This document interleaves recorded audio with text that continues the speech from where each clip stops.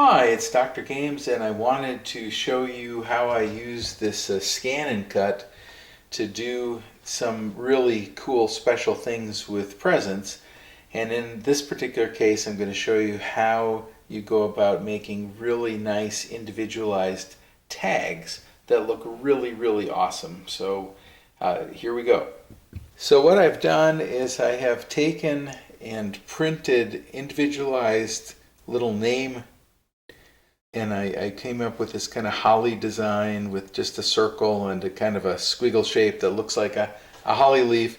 And in the middle of that I put some so the very first thing you're going to want to do with these is you're going to want to stick them onto the scan and cut guide here. So now a lot of people in other reviews and other places have complained that it's not that sticky. And if you want to know what I do, we can do that in a separate video. But I'll give you the bottom line up front here. Guess what? You just get a hold of a little bit of Craft Bond, and you can spray it on here. And what you're going to want to do is take pieces of paper or painter's tape and put it on the outside, because this part you don't want to get sticky. This should remain smooth. But the middle part that you do want to get sticky, you can just every once in a while you reapply this and it works fantastic. So you want to make sure that there's a good solid bond. Now this is 110-pound paper, and I have that on there, and you can see it's well stuck. And then we're going to load it here in a sec. Okay, so it's all plugged in now. First thing you want to do is turn it on, and it'll take a minute to come up. I have mine set up to do Wi-Fi, so I don't. This one's a Wi-Fi model. It's the CM350, and it goes through a little bit of kind of a demo description, etc. So first thing is, I am going to be using just the regular size blade on this. And the first thing you're going to want to, and this is a manual adjust. You do this, you have to take it out and then you reset it. And I'm going to show you again a couple tricks that I learned. So first thing is, right out of the box, it's probably not going to be calibrated. So now it's all on the mat. I put the mat in evenly. I'm going to push this to the home button. Let that go to where it needs to go, and then I'm pushing this button right up here, which loads it in. Now, first thing I'm going to do is I'm going to go scan, and I'm going to go, you could either do direct cut or scan to cut data. You know what, I'll try direct cut today. And then, so it's going to go ahead and do it scan first. Scanning all the way through. It's pretty quick. It's going all the way through. Now, I could either do black and white mode or color mode on here. Okay, so zoomed in. So you can see the design here, and this is just really trying to make sure whether it captured the design or not, and the answer is yes. And again, it's black and white, so it's going to be grayscale. So I'm going to push that.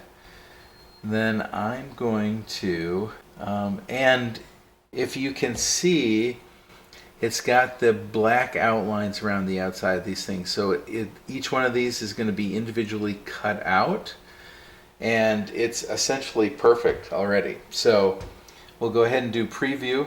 And there's other adjustments you can make. So if it didn't work perfectly, you could change the contrast. So you could say, oh, only look at the dark things, let's say where there's some more discolorations, etc. Make it lighter. In our particular case, we could almost go as light as we want, because the difference between the paper and the first thing is pretty extreme. And then this is going to say how much of a distance from the object you want to cut around.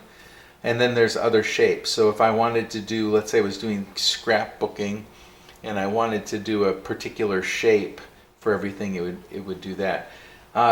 We can also do some other cool things like embossing and things, but we're not going to do that today. So we're going to go ahead and preview it, and it looks okay. Looks good. I mean, it's actually going to do all the stuff we wanted it to do.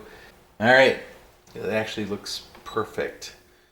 So we'll go ahead and process, and we'll just do cut.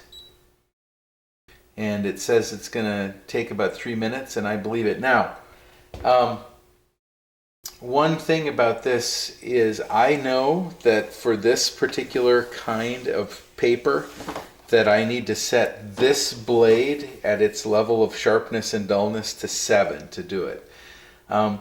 You might want to do a test cut, and I'm going to show you how to do that in a second here.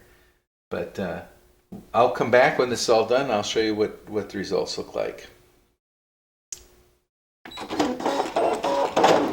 Alright, so it says it's all done. We just finished cutting. We're going to click OK. Before I clear it out, I'm just going to make sure that, in fact, and look at that. Perfect. Absolutely perfect. Absolutely perfect. Okay, so I'm going to come back to you when we get to the next phase, which is going to be how I'm going to adhere these to the actual presence. So talk to you in a bit. Okay, and a couple things to point out before I finish up. The first thing you'll notice is that they don't all have to be the same size or anything. That's important. When I first tried this out, when I first tried to do the scan to the cut thing, I was getting stuff that didn't match up. And the secret to that is go up here to the setup button, and you actually have to do a calibration. So let's see here. So here's seam allowance, but here we go. Scanning, cutting, position adjustment. So if you go ahead, whoops. So it will take you, it actually steps you through these processes as you go through if you're going to want to reset it. I'm not going to, but this is the thing you have to do. You got to do, you go down, whoops, I went past it. Scanning, cutting, position adjustment. It's not calibrated until you do that. And it is absolutely not going to match well. The other thing I would show you, so I'm just going to go back home, well, let's hit OK. Do pattern, and then when you push the pattern thing, even if you're not going to do a pattern, you do test. And what this lets you do is it lets you put a little item out, and you can pick where you want it to go. And then, so let's say you don't want it there, you could just go back and you can move it to wherever you want it to be. And then it will do a practice cut. I think that this is wildly important, and it's absolutely not clear how you do it. So, well, it doesn't jump out at you. So you go to pattern, and before you download anything or do anything else, that's where you do test. So super, super important. All right. So those two things are the difference between you having a wildly useful product and one that's mildly useful. But this adds a lot to it. So I'm going to reload this again. And I'm going to do the same thing. I'm going to do direct cut. And again, we'll come back. I wanted to show you those couple little tips, though, because that made a huge difference in my ability to use this particular awesome device. Okay, so now I've got all of these cut out, and they look absolutely beautiful. And what I'm going to do is I am going to turn them over and put them on this newspaper that I'm using to protect the countertop. Okay, so they're all laid face down now, and I'm going to use the same material, which in this particular case is some craft bond, but you could use any kind of reasonable craft adhesive. And you don't have to soak these things with it. You just have to get enough on the back so it's going to stick. Remember, it's paper to paper, so it's pretty easy to do. And that is part of the problem. But a dab will do you. So I'm going to try to come down a little more. And you don't want to soak. This is a mistake I made when I first did this, was I added way too much adhesive. You just want to make sure that they're generally covered. But you can see in some of these cases I'm soaking them a little bit much. So just, again, a dab will do you.